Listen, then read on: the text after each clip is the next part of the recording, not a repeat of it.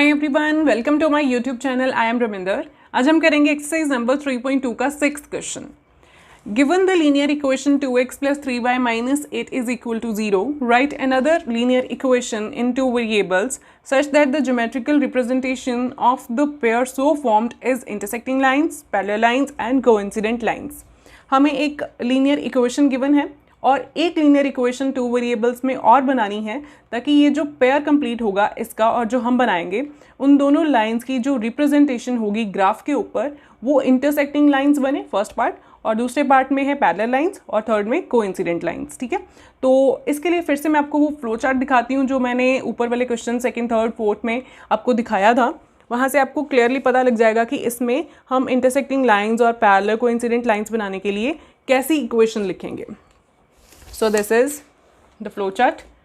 इसमें था कि यहाँ पे आ जाइए सीधा, दो पेयर ऑफ लीनियर इक्वेशंस हैं, वो कंसिस्टेंट और इनकंसिस्टेंट होती थी। और यहाँ पे हम देखते थे कि इंटरसेक्टिंग लाइंस कब बनती थी, जब फर्स्ट टू रेशोज जो हैं वो इक्वल नहीं थे। ठीक है, कोइंसिडेंट कब बनती थी, जब तीनों पेयर, जो तीनों रेशोज हैं ये इक्वल होते थे, ठीक है, आपस में।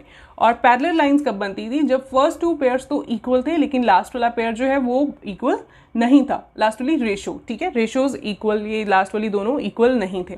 फाइन। सो इंटरसेक्टिंग लाइंस के लिए फर्स्ट टू रेशोज इक्वल नहीं चाहिए, तो चलते हैं हमारे क्वेश्चन के ऊपर, which is 2x plus 3y minus 8 is equal to 0, first equation. दूसरी हमें बनानी है, तो पहले हम क्या कर लेते हैं, a1 a2 b1 b2 सब कुछ लिख लेते हैं। a1 तो हमें दिख रहा है ना 2 and b1 is 3 and c1 is minus of 8, है ना। तो a2 और b2 और c2 ये हमें खुद बनाने हैं सो दैट कि रेशोज आपस में इक्वल ना बने, है ना। इंटरसेक्टिंग लाइंस करना है ना हमें, इंटरसेक्टिंग, यहाँ पे लिख लेते हैं इंटरसेक्टिंग लाइंस। फाइन। सो अगर मैं a2 को कुछ नंबर ले लूँ, लेट अस से 5, ठीक है, 5 ले लेते हैं। और देखिए ये 2/5 बन गया। यहाँ पे कुछ ऐसे लिख देते हैं कि ये रेशो आपस में इक्वल बने ही ना, ये 2/5 ना आए किसी भी तरह से। सो यहाँ पे अगर हम कुछ नंबर ले लें, लेट अस से 4 ले लें, है ना, 3 है, ये 4 ले लिया, तो ये 2/5 और 3/4 करेंगे तो इक्वल नहीं बन रहे ना। देखिए a1/a2 is 2/5 and b1/b2 is 3/4। सो ये दोनों आपस में इक्वल नहीं है, therefore a1/a2 is not equal to b1/b2, therefore intersecting lines की कंडीशन जो है फुलफिल हो रही है। अब रह गया c2 को कुछ भी ले लीजिए, जैसे ये -8 है तो -7 -9 जो मर्जी ले लो, या अकेला 7 9 कुछ भी। सो c2 भी आ गया हमारा। तो इक्वेशन कौन सी बनी फिर, यहाँ पे लिख लेते हैं, therefore the lines are intersecting है, इंटरसेक्टिंग लाइंस बन गई हैं। और रिक्वायर्ड इक्वेशन क्या बनी है, and the required equation is, required equation is 5x, है ना, a2 5x, then b2 4y and then last is -7 c2 is equal to 0। ठीक है, ये इक्वेशन बन गई। तो आप अपनी मर्जी से कुछ भी a2 b2 c2 को चूज कर लीजिए, बस ये कंडीशन होनी चाहिए कि a1 a2 not equal to b1 b2 आना चाहिए। Fine. So second part is parallel lines, उसमें हमें पैरेलल लाइंस लेके आनी है। तो फिर से हम क्या करते हैं, a1 b1 और c1 की वैल्यूज़ को लिख लेते हैं। a1 इज़ क्या था 2 and b1 is 3 and c1 is -8। Parallel lines की कंडीशन क्या थी, that a1/a2 equal to b1/b2 but not equal to c1/c2। ये जो कंडीशन है ये फुलफिल हमें करनी है। सो अगर हम देखें कि a2 को हम ले लेते हैं 4 और b2 को ले लेते हैं 6, है ना। तो अगर इनकी रेशोज निकालें a1/a2 की करके देखते हैं, a1/a2 कितना बन रहा है 2/4, that is after cutting 1/2। b1/b2 is 3/6, cutting करके 1/2। सो ये दोनों रेशोज जो हैं ये 1/2 बन गए और लास्ट रेशो को इक्वल नहीं करना है। सो c2 को आप कुछ भी और नंबर ले लो, जैसे ये मैंने 7 ले लिया यहाँ पे भी, ठीक है। सो अब अगर c1/c2 की रेशो को देखते हैं तो ये बनता है -8/7, कोई कटिंग नहीं पॉसिबल। सो यहाँ से क्लियर हो गया कि a1/a2 b1/b2 जो है वो इक्वल बन रहे हैं और C1/C2 नहीं इक्वल है, तो वो कौन सी कंडीशन थी पैरेलल लाइंस की? तो therefore A1/A2 is equal to B1/B2 but not equal to C1/C2, है ना.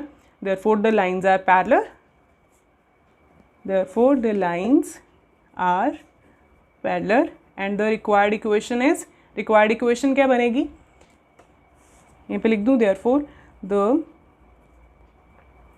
required equation is, कौन सी थी, ये जो A2 था ये था x का कोफिशिएंट एंड B2 था y का coefficient plus 6y and C2 is 7 plus 7 is equal to 0. ये बन गई 4x plus 6y plus 7 is equal to 0. ये वाली इक्वेशन अगर हम लिखते हैं तो गिवन इक्वेशन और ये वाली इक्वेशन का जो ग्राफ है उसमें पैरेलल लाइंस ऑब्टेन होंगी. ठीक है, so this is the required equation. Fine, अब चलते हैं हमारे थर्ड पार्ट के ऊपर विच इज़ कोइंसिडेंट लाइंस. वहाँ पे कोइंसिडेंट की लाइंस की है कंडीशन है. So third part is coincident lines. ये सबसे इजी था कि इसमें आपको तीनों रेशोज़ जो हैं वो इक्वल लेके आने हैं. सो फिर से मैं A1 A2 A1 B1 और C1 लिख देती हूँ. A1 is 2, B1 is 3 and C1 is -8. तो अगर हम A1/A2 B1/B2 और C1 C/C2 को इक्वल ले आएँ तो ये कोइंसिडेंट लाइंस की कंडीशन बन जाएगी. ठीक है, सो लेट अस से A2 इज इक्वल टू 4. कुछ भी इसका मल्टीपल आप ले लो, जैसे 2 × 2 4, 3 × 2 6 एंड -8 × 2 इज़ -16. ठीक है, तो आफ्टर अगर इनकी रेशो करते हैं तो ये सारे इक्वल बन रहे हैं. 2/4 कटिंग करके 1/2, B1/B2 3/6 कटिंग करके 1/2 एंड C1/C2 -8/-16 कटिंग करके ये भी बन रहे हैं 1/2. सो ये सारी रेशियोज़ जो हैं ये इक्वल आ गई हैं.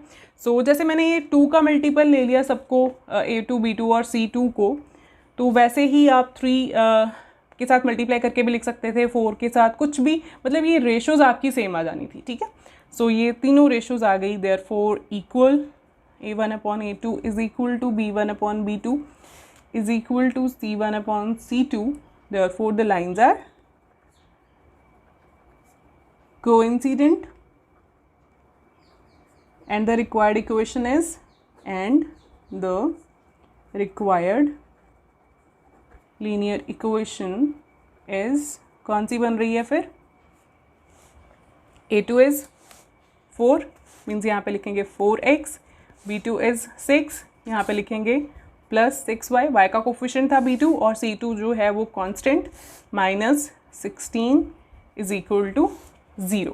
This is the required equation for the coincident lines and that's it. ये होगा हमारा 6th क्वेश्चन कंप्लीट हो गया फुल फ्लेज. और अगर आपको कुछ डाउट्स आए हैं तो प्लीज़ कमेंट सेक्शन में लिख दीजिए और साथ ही मेरे चैनल को लाइक और सब्सक्राइब करना मत भूलिए, सो दैट आपको मेरी वीडियोस टाइम पर मिलती रहे, क्योंकि मैं आने वाली वीडियोस में NCERT के बाकी चैप्टर्स को कवर करने वाली हूँ.